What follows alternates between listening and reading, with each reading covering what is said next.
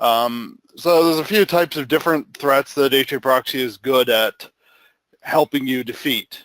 The first type of threat you're going to face is probably some of the easier ones to deal with are get and post floods. These are fairly common.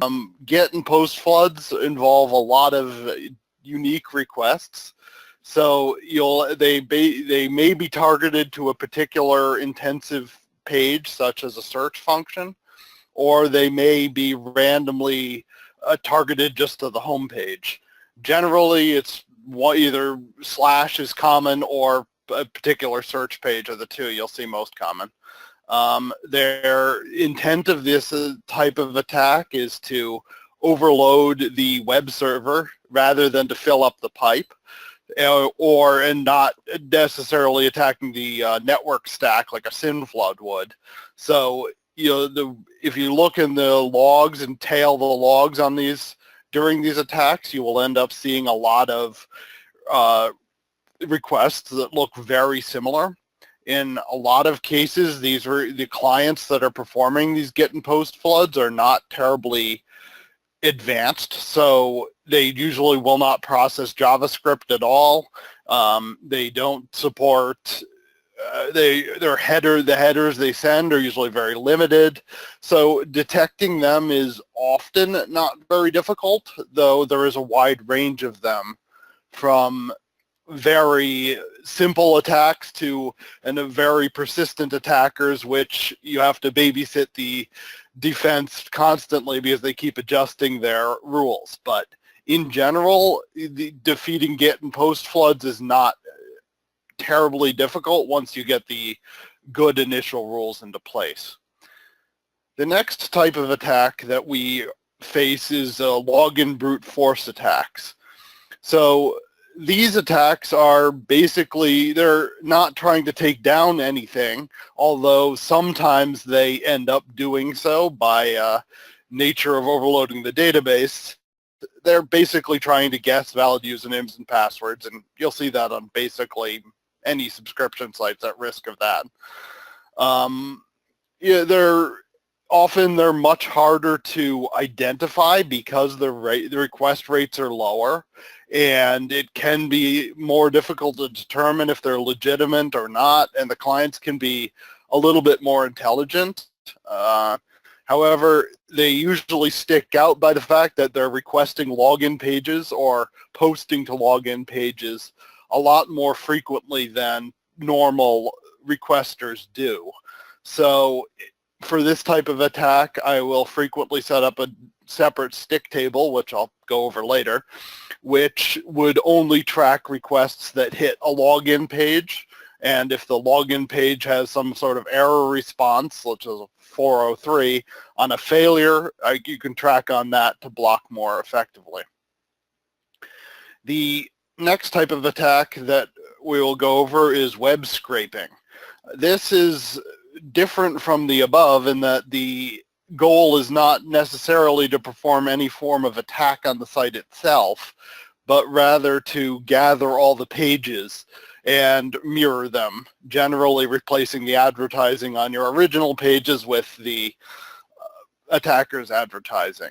This is sites that are vulnerable to this are most sites that have a lot of content. So if you have a lot of blog posts or a lot of videos or what have you, they're going to be much more likely to have a problem with this type of thing. You'll frequently end up seeing that their goal is to compete with the original site on search engine rankings, so that when someone searches particular keywords that your site would come up for, you'll see the web scraping site come up nearby, and if someone goes to that, they'll see your content without your advertising. These clients are often a lot more advanced when they're doing this scraping, and a lot of times they can do things like understand JavaScript, or so far as to do real-time proxying to your web server and simply replace the advertisements on the wire. This type of attack is identifiable because you have a lot of unique pages being requested from a single IP address. And so sometimes if they're careful and slow, they can look very much like a normal client. But in general, unique page counts here will make them stick out and make them easier to block. The next type of attack is vulnerability scanning, which isn't trying to perform any form of attack in itself, but is browsing around the website looking for SQL injection attacks to perform, or cross-site scripting, or anything else that they could use to actually attack the site. Or they could be performing timing type attacks that would be useful to develop get post-flood to perform a denial of service later. So before we get into the actual methods for dealing with the attacks themselves, we'll go over few of the companies that use HAProxy in order to deal with attacks frequently. We have server fault and Stack Overflow, where they are primarily using the web application firewall rules in order to prevent scrapers, and they're the original ones who paid to have the stick table feature developed. We have GitHub, which uses ACLs for denial of service mitigation. And then we have Webpedia, which uses the ACLs and stick tables along with some Lua scripting for more advanced detection in order to protect their APIs from abuse. So now we're going to get into the meat of this, which is stick tables. This is notably going to be a lot more of a crash course in stick tables than actually a full tutorial, because they're not that hard to understand once you've gotten the basic hang of them. But often when you start chaining them together, like we're going to be doing here, you're going to need a lot of getting used to them first. So this will be enough to get you started. And of course, if you're interested in more of that, we're always available to help you write customized stick table rules and that type of thing. So what is a stick table? Basically, it's an in-memory table that has a bunch of keys and returns one or more values associated with the keys. You can, over the runtime API, as we'll be showing later, you can use the show table command in order to view what's in the stick tables. And you can also set values into the stick tables. There is exactly one stick table per front end and back end, or at most one. You don't have to have one. But however, in this example, I have all of my stick tables in dummy backends so that you can have them named and you can have as many of them as you want. And we'll get into the details of that later. Most values of the stick tables are automatically calculated. We'll be covering what values are available in stick tables in a minute. And they're specific to a process. So this is important if you're using NBproc. In order to have multiple processes, each one will have its own stick table views. If you're using NBthread, which is a new 1.8 feature, this is not a problem because all of the processes will use the same stick table. So that is relevant if you're dealing with it on older HAProxy versions. And generally for denial of service, you'll find that all of the processes will have a very similar view of the requests. And so usually just setting the thresholds divided by NBproc is enough, but there are a lot of cases, especially for web scraping, where that's not desirable, and evaluating going to NBthread instead would be desirable.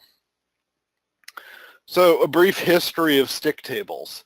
Originally in 2010, stick tables were introduced with very simple sets of keys for persistence. So for having a given server, a given client always access the same backend server by storing their IP address or by storing a a value of a cookie or a session cookie or that type of thing. Later in 2010, Stack Overflow commissioned HAProxy to come up with a solution to deal with bot threats and scraping detection and expand stick tables from this into a full system that is capable of having counters and tracking all of the various requests. And then later, a couple of years later, we had the peers protocol, which allows different HAProxy servers to share the values of stick tables across from them. Originally, this peers protocol was fairly limited in that it only synchronized server persistence, but it has since been expanded such that it will synchronize any type of stick tables. And when you reload HAProxy now, the peers protocol is used in order to automatically synchronize the new process with all the stick table data from the prior processes. And then very recently we've released the stick table aggregator, which automatically allows you to add up the values of rates between multiple processes, which we'll give a full demo of later. So these are the actual keys and values that are supported in stick tables. You can track on either an IP address, an integer, a string, or binary. IP addresses are usually used for the source IP, so the IP that the client is coming from. You can also extract an IP from a header and use that as a key in a stick table. Integers are used for things like front-end ID or back-end ID if you want to track statistics for all of a front-end or back-end.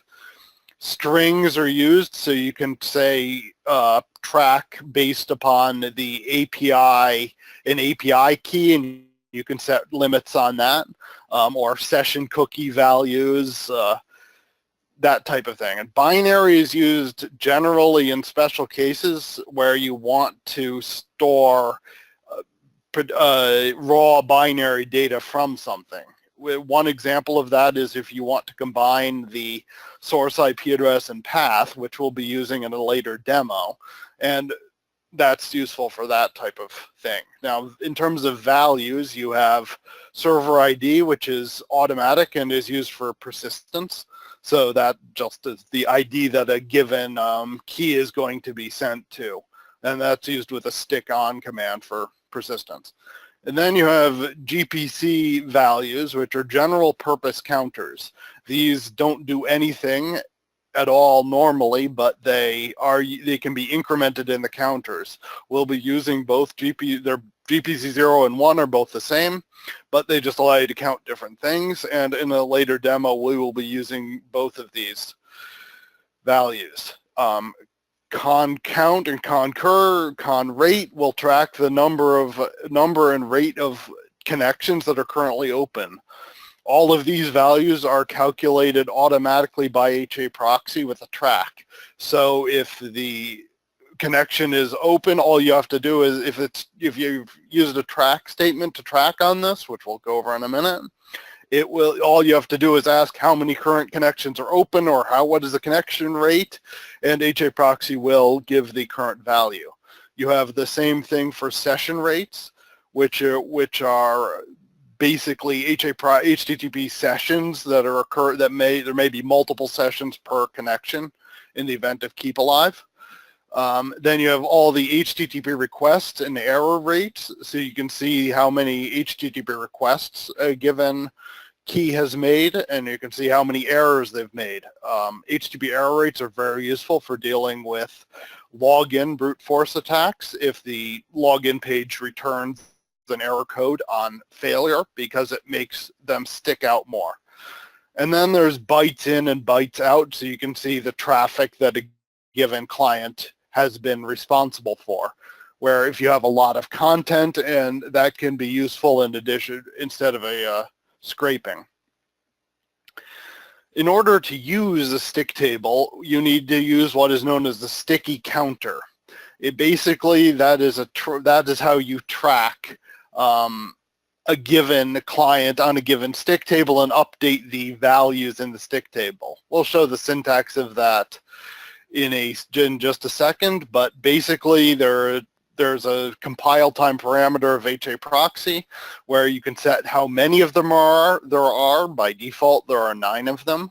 So you can have SC0 to SC9, and it's only used for a session. So if you have 3 different front ends, you only need 1 sticky counter to track. You can use SC0 on all 3 of them to track on a given one stick table. I'm sure this makes absolutely no sense right now, but it will make a lot more sense in a minute when we show examples of exactly how to use this. You'll see in a lot of examples, if you search around, you'll see the older syntax of SC0 HTTP request rate to retrieve the value from SC0. The more modern way to do it is to use just SC HTTP request rate and put the value, the actual stick counter in question in parentheses after it. That's the second is the one I'll be using for these demos, but just wanted to mention that because you'll see them around on the internet. So now we're going to go into a series of demos of showing you exactly how these things work.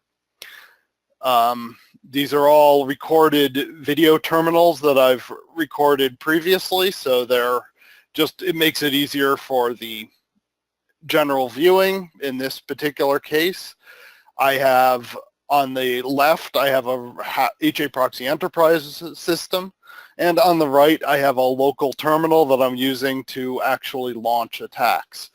For this, we're going to be showing what the actual just monitoring rates without doing anything particularly fancy. So I'll insert some configuration in order to track this. In this particular stick table, I'm tracking based upon the IP address, and I'm storing the HTTP request rate over a period of 30 seconds in this table. And in order to do this, we have the TCP request inspect delay, which is telling HAProxy to wait as long as it needs to.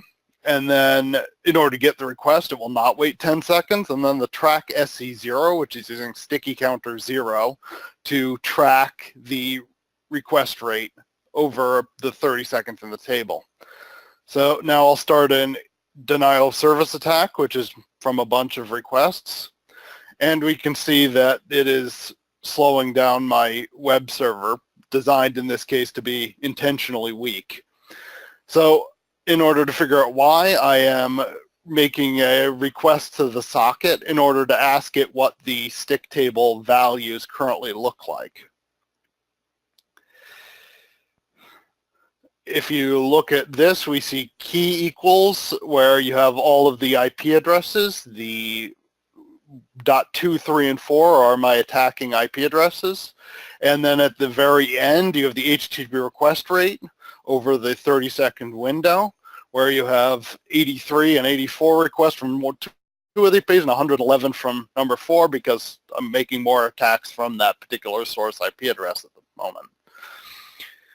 So next we're going to go into how to actually deal with these type of attacks, because you can run this type of configuration on any type of system, and you can just insert it into an existing config, and frequently that's what I recommend doing, just to see what rates you have by looking at the stick table and using a script to crunch the stick table results and figure out what type of traffic you're dealing with without actually running any risk of blocking legitimate traffic. Once you've gotten through and you've seen what the values look like and set some thresholds based upon what the normal request rates actually are, we will go into actually blocking requests. So in this particular case, we have the same setup that we had before. And in this case, we have a denial of service attack, and the requests are taken directly from the one before, so everything's still a bit slow. And so I'm going to add a rule to block on if the HTTP request rate and the stick counter 0 is more than 10.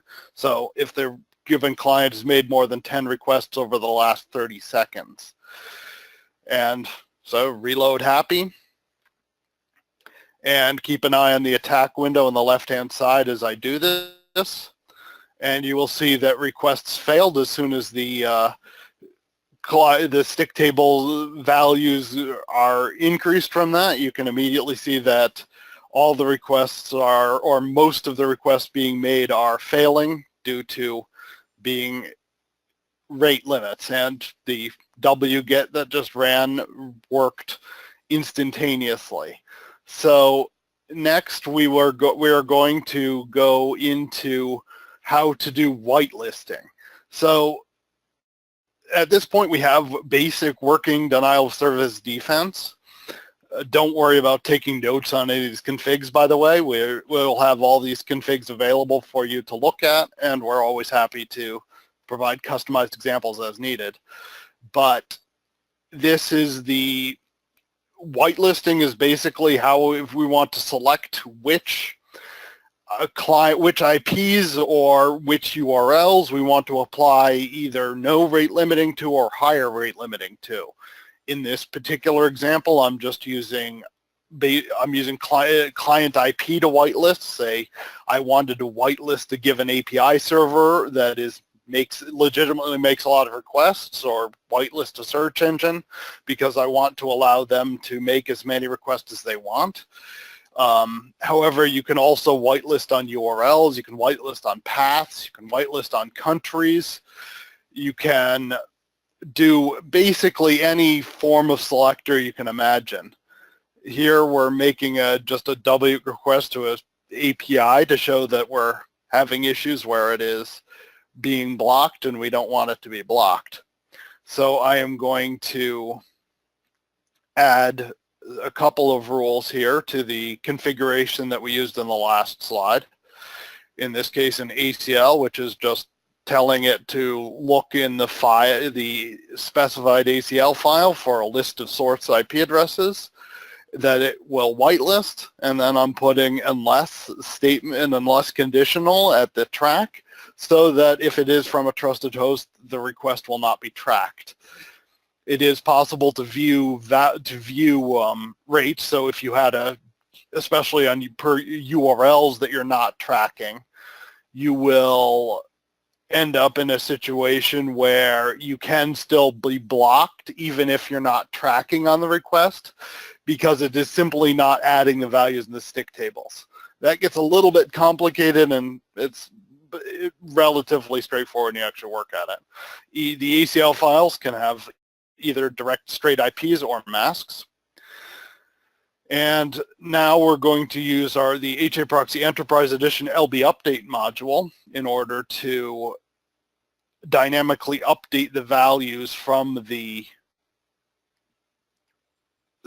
our web server, so that, say, I had a dynamic list of API servers or trusted IPs that get updated occasionally. All you have to do is add that block, and it will download the request file on demand. Now I'm going to set it up, so we will run this and see that it's still being blocked, because in this particular case, the source IP is from a 192.168 address. So I'm going to punch that IP range into the file on the web server, and you'll notice that the LB update module almost immediately, because it's checking every 5 seconds, got the request, and the 403s on the demo stopped occurring.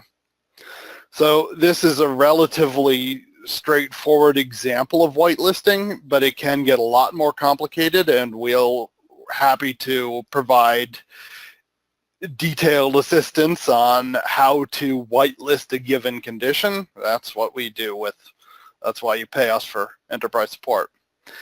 So now we're going to move on to how to detect scrapers. This is a little bit different from the denial of service detection that we were doing before, where in this particular case, we're going to be detecting the number of unique URLs that a given client has accessed. So if we get this started here. In this case, I'm just using a simple while true wget $random to make random URL requests, as it's a little simple to see what it's actually doing. Obviously, a real scraper would be a little bit more complicated than that, but that will produce a very similar effect to what most will do. Here I'm creating a second stick table. This is a binary stick table with 8 bytes, which will store the HTTP request rate over a period of 24 hours. This is going to store the source IP address combined with the path of the client, so that we'll be able to see how many times has this client accessed this URL in the last 24 hours. And then to make use of that, I'm going to add a general purpose counter value to their per IP rate table. The general purpose counter will be incremented when a new URL is detected by the above table, which my configs will add in a second, and the GPC0 rate is automatically calculated based upon how quickly the GPC0 counter is incremented. There's a lot of fancy things you can do with the GPC0. You can count basically anything. You can count the number of times someone's hit a login page, the number of times somebody has successfully logged in, basically anything you want to track in order to whitelist or blacklist given IPs if they've done something or if they're done something at a certain rate. And so we're adding a second track statement, which will track based on the number of track in that new stick table. We're disabling the denial of service rule just so that I can actually demo the scraping without having to wait 4 hours. Normally a scraper will make a much lower request rate and so will not trigger our general denial of service rules. But in this particular case, it's easier to demo if I do. Now I'm going to add a new rule which will add a 1 to the GPC0 value with the inc GPC0 if the request rate on our 24 per URL table is 1. We're indicating it's the first time that they've requested this page, so it's basically counting the number of unique URLs that this client has used. Because HAProxy will only process the second part of the ACL if the first part is true. If it's doing an AND, we can just chain them together in an AND format like that. And it will only increment if the first condition is true. You can do a lot of very complicated things by chaining these in different ways, but this is a good basic way to get or not so basic, but it is a good way to view how many different URLs we're doing. So we'll reload HAProxy to apply these changes. And we'll start our random script, which is just 404ing and requesting countless random URLs based upon a random number. The fact that it's 404ing and 403ing is largely irrelevant in this particular case. And if we look in the socket, we can see the GPC0 rate is stopped at 41 because we're blocking if there are too many unique pages that are requested. It does not continue to increase GPC0. If you wanted to see how many unique pages above the block limit that are being accessed, you can modify the rules. It's just in this case I have the deny request above the allow request, so it denies the request before it's incremented values. You can do a lot of fancy things with that type of connection, but now the issue we have, especially in scraper detection, is that we are simply returning 403s for everything. This is not particularly helpful in a lot of cases because if you do end up with a false positive from somebody who just likes to browse around your site a lot, you want something a little bit more complicated. So now I'm going to show you a basic way to perform conditional responses based upon how severe the threat is. I'll show you the configuration for doing this next, but for the moment I am just going to show a web browser of my client, which is showing this is a PHP application that's just displaying a header from HAProxy of what the rate is.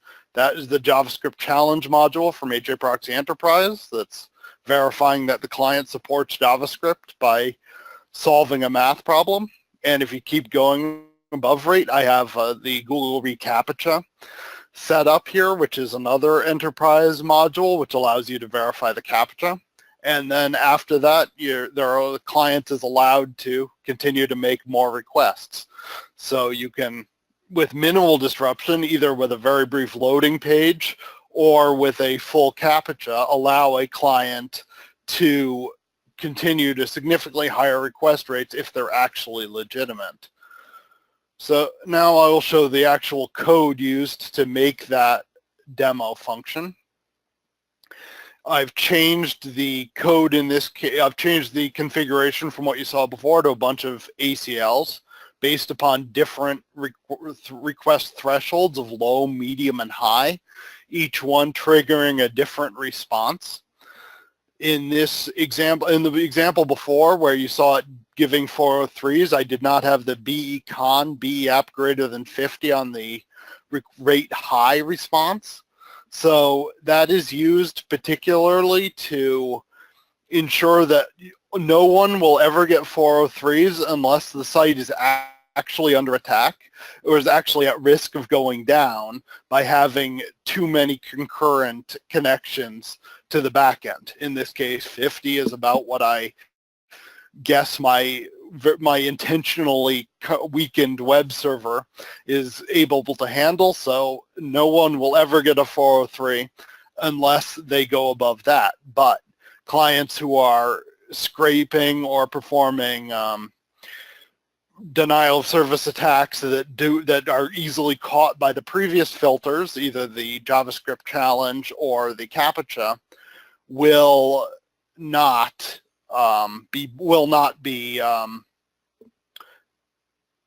result in the back-end connection count increasing because they're never allowed to talk to the back-ends, and thus they are quietly defeated. If you want alerts on clients that end up hitting the challenges or the CAPTCHAs, those are visible in the logs, so you can look at the logs or the stick table values over the socket and alert on conditions where clients are being attacked. Now we're going to go on to something a little bit different. In this case, we're going to extend our previous staged response configuration to include SQL injection detection using the enterprise module's basic WAF functionality. It is a very simple system that detects SQL injection patterns with basically no false positives. It's very useful against SQL map or similar tools. So what I'm doing in this case is setting up a bunch of ACLs detecting on SQL injection attempts, and then I'm incrementing the general purpose 1 counter in the event that somebody has hit the WAF. So a vulnerability scanner, even if it's just randomly browsing through the site, will be detected as that, even if most of the requests are not actually vulnerabilities. In this particular case, you can see that it didn't find anything, but it ran through its full test. If we reload, which applies our web application firewall rules, you'll note that it pretty much immediately stops because it detects that it's that the web server is or the load balancer is detecting the vulnerability scan. This is very useful in cases in which you have a lot of different pages and some of them may have hidden vulnerabilities here and there. So this will basically allow you to stop the vulnerability scanners from running the risk of actually finding anything particularly interesting. Now, a lot of these, as we've been going through them, especially the vulnerability scanning and the stick table aggregation, have a particular downside in a case of an active cluster. So if your HAProxy servers are balanced via BGP or similar systems where a client can make a request from multiple load balancers, you'll end up splitting up your number of unique page view counters across all of your servers. This is usually not too much of an issue because you can just, in the case of pure denial of service defense, where the person's just making a lot of requests to take your site down, you can just reduce the limits to cover for each of the HAProxy servers based on the number of HAProxy servers you have. However, if you have an active cluster and you're doing anti-scrape detection, legitimate clients that use HTTP Keep Alive and make all the requests to one load balancer are likely to be impacted by these rules more than illegitimate clients, which are more likely to make individual TCP connections and thus be balanced across both or however many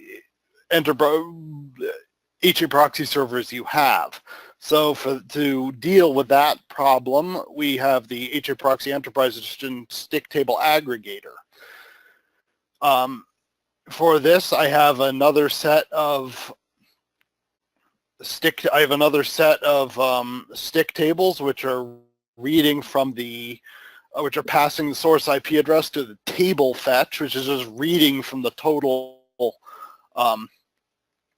that the stick table aggregator is adding up. So it's looking at how many requests has a given client made or how many unique URLs has a given client requested from all of our HAProxy servers. In this demo, I have two different HAProxy servers.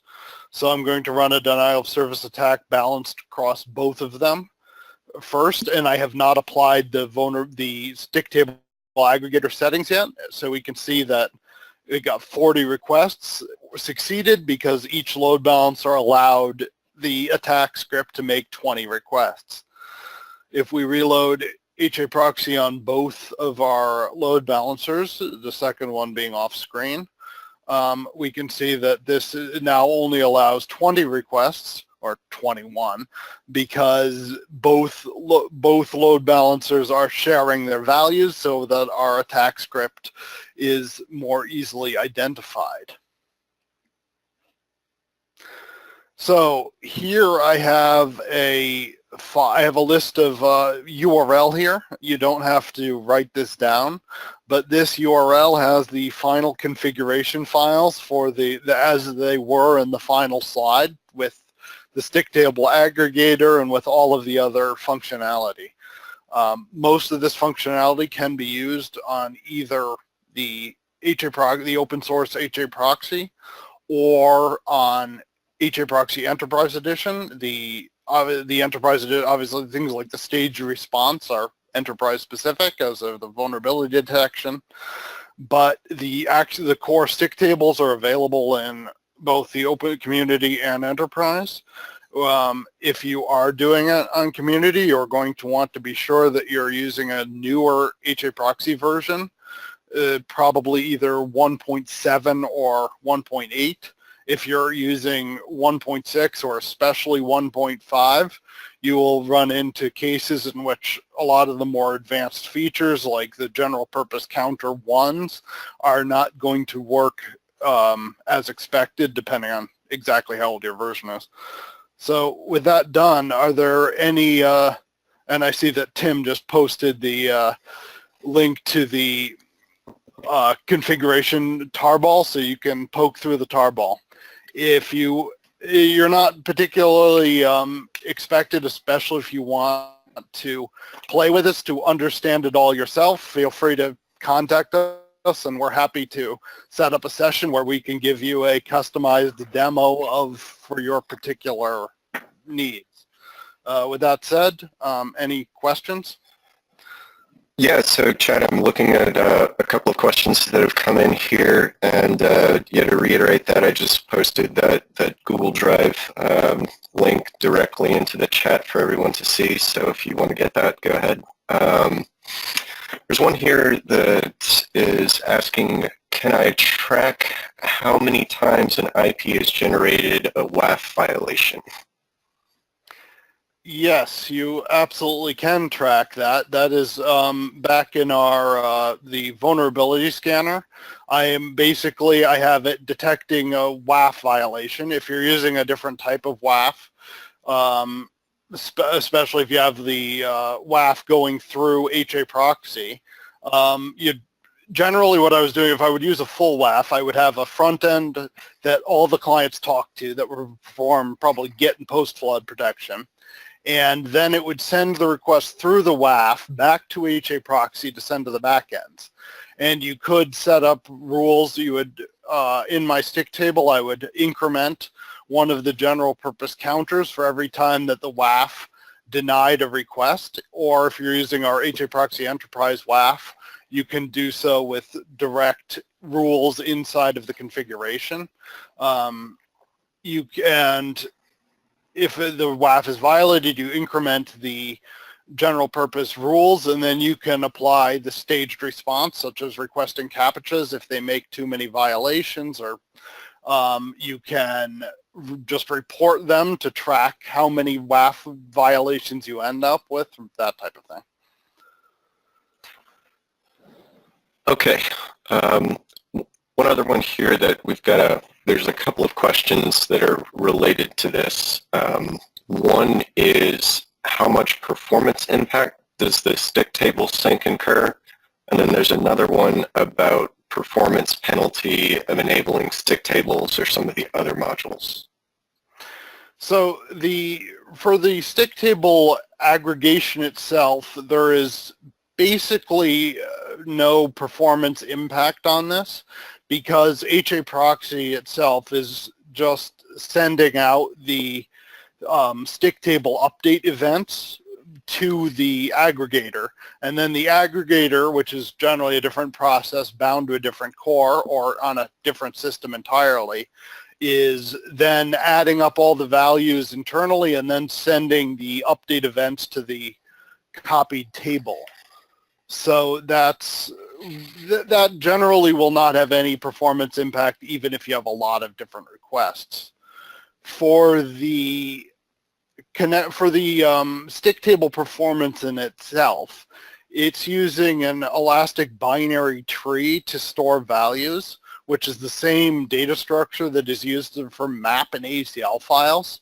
So because it's using a binary tree to do lookups on the keys, it can easily store millions of entries. And I have had attack defense running where I have 2 or 3 million entries in my stick tables, and everything continues to operate without any noticeable CPU increase. It is incredibly fast for that type of thing. And because that applies to maps as well, you can also look up IPs, figure out what country an IP is in by looking it up in a map, and that type of thing works as well. Sounds good. Next one here, can HAProxy run in Kubernetes today? You can run HAProxy in Kubernetes. We have a project for Kubernetes, which I believe we're working on getting it integrated into the official release, where Kubernetes will use the API of HAProxy to add and remove backends dynamically using our server template features. I'd have to search up the link to that, but I can make sure that you get the link to the project and how to use HAProxy in Kubernetes. Cool. Next one, is it possible to create a stick key based on source IP and RDP cookie? Yes, you would. In order to do that, I would use the string. I would use a string type of table instead of using a binary type like the hash I was using for the source, and I would use the there's a new in 1.8 is a concat fetch or converter, which allows you to concatenate strings. And so I would concatenate the source IP and RDP cookie into a string, and use that to track in a stick table. Excellent. And one last one I've got here, it's sort of a two-parter. Can I use stick tables to track connection or request information from header values like the user agent? And if so, is it possible to track how many unique user agents an IP is sent? Unique, yes. So you can have a string type of a stick table to track either on the user agent, or you can pass the user agent through a device detection toolkit such as 51 degrees, or even a substring or a regular expression, or whatever fetches are available in HAProxy in order to generalize it, and you can track it as a string type in a stick table. And to detect the number of unique, what was it? Was it unique user agents per IP or unique IPs per user agent? It was unique user agents per ID.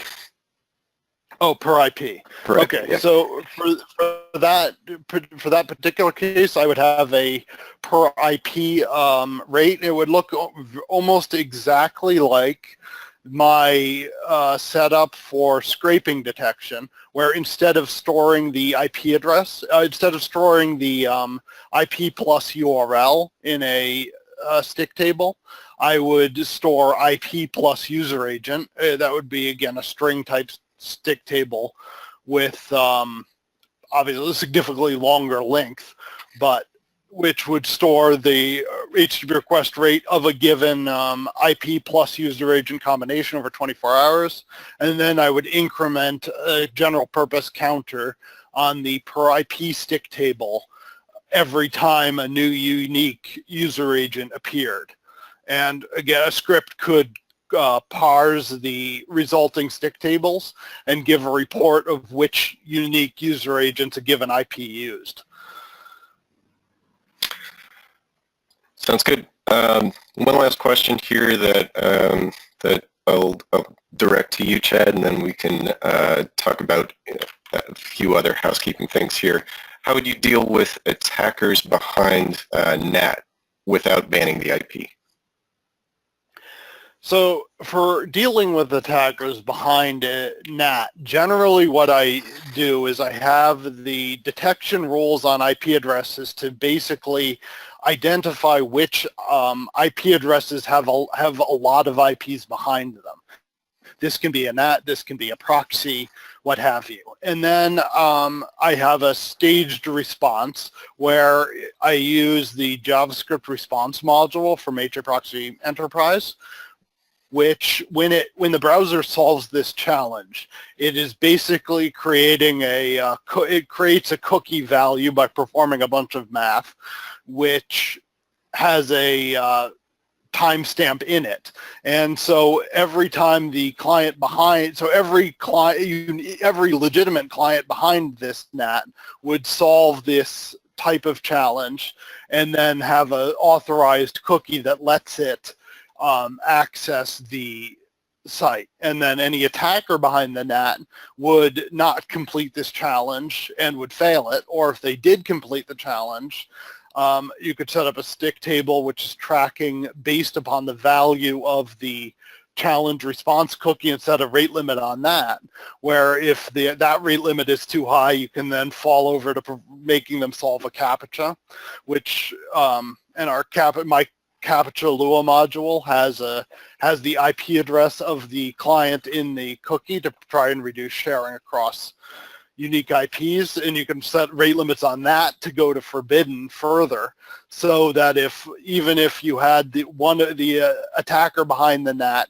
steal a cookie from one of the clients that was operating correctly and start abusing it, that cookie would then become worthless. Great, Chad. Thanks. We have a question here about any planned presentations for advanced WAF soon. So we're actually going to be doing a whole series of security presentations and do some blog posts around that topic as well. So we will be covering advanced WAF at some point within there. So stay tuned for that. Again, thanks, Chad, for the presentation today. Thanks for everyone for attending and great questions. And if you didn't get that configuration file link, it's right there in the chat. We can send it out with the recording after the webinar as well. So thanks for everyone, and we'll see you next time.